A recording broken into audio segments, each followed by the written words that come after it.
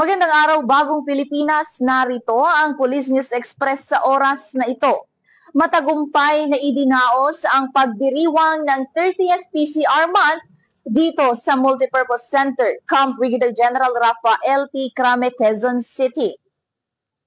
Sa pangunguna ng pambansang kapulisan, katuwang ang National Police Commission at mga kasangga mula sa iba't ibang sektor. Sa temang sa Bagong Pilipinas, ang gusto ng pulis, ligtas ka.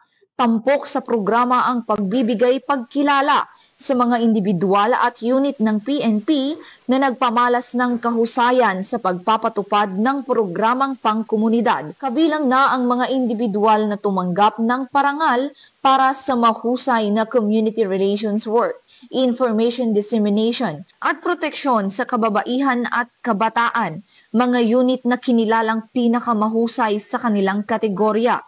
Gayon din ang mga natatanging awardees mula sa Directorate for Police Community Relations o DPCR at mga espesyal na partner mula sa lokal na pamahalaan, NGOs, media at faith-based organization. Pinangunahan ni Police Lieutenant General Edgar Alan Ocubo, Acting Deputy Chief PNP for Operations, ang nasabing aktibidad sa pagrepresenta kay Police General Nicolas Torre III, Chief PNP, bilang panauhing pandangal at pangunahing tagapagsalita, kung saan kanyang binigyang diin ang patuloy na pagpapalalim ng ugnayan ng pulisya at mamamayan bilang pundasyon ng isang ligtas at progresibong bansa. Kasama rin sa programa si Attorney Rafael Vicente Calinisan, Commissioner, Vice Chairperson at Executive Officer ng National Police Commission na nagpahayag ng buong suporta sa mga inisyatibo ng PNP sa ilalim ng panibagong direksyon ng Bagong Pilipinas. Sa pagtatapos ng selebrasyon, muling tiniyak ng pamunuan ng Philippine National Police ang kanilang paninindigan na patuloy na magsisilbing katuwang ng bawat mamamayan sa pagtataguyod ng kapayapaan, kaayusan at seguridad sa buong bansa. Actually, I am very excited and nagpapasalamat ako sa Philippine National Police, lalong-lalo na sa DPCR kasi na-recognize yung ating effort, yung ating contribution sa PNP, lalong-lalo na sa ating PCR activities. And nakakatuwa at nakaka-inspire na mas gagalingan pa natin at mas gandahan pa natin yung ating serbisyo para sa ating komunidad.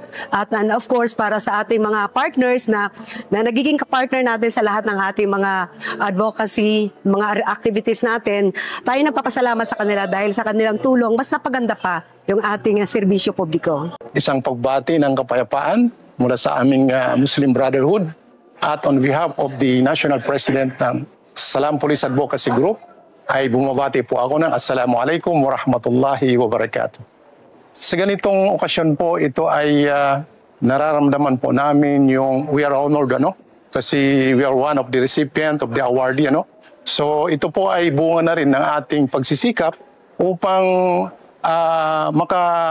magkaroon ng matinding collaboration at saka Philippine National Police. Kasi po yung SPAG, alam naman natin, Salam Police Advocacy Group, kailangan po natin ma-build yung tinatawag nilang mayroon pong bridging understanding between communities. Hindi lamang po sa isang community, bagkus sa lahat ng communities. Of course, inaaro rin po natin yung matulungan sila sa mga narratives, yung mga negative narratives ng mga makakaliwa upang tulungan ang ating PNP sa kanilang ways forward, yung National Ways Forward activity in combating crime and other problems like terrorism, violent extremism, and other virus of our society. Ito po yung napifeel namin ngayon. Kami po ay nagpapasalamat na kami po ay dito na parangalan. Sa kabila ng aming pagsisikap, nationwide po ito ang Salam Police Advocacy Group from Region 1 to Region 13, Region VARM, Region CAR, Region Mimaropa at saka NCR. So kami po ay taus-pusong nagpapasalamat at sinisikap po namin kung ano pa yung may offer namin bilang collaborators or peace advocators ng Philippine National Police. Gusto lang natin iparating na kami po ay isa sa mga haligi, masasabi kong haligi sa pagtataguyod ng kapayapaan. So we are calling all yung Salam Police Advocacy members to be vigilant, to be actively participating in all other community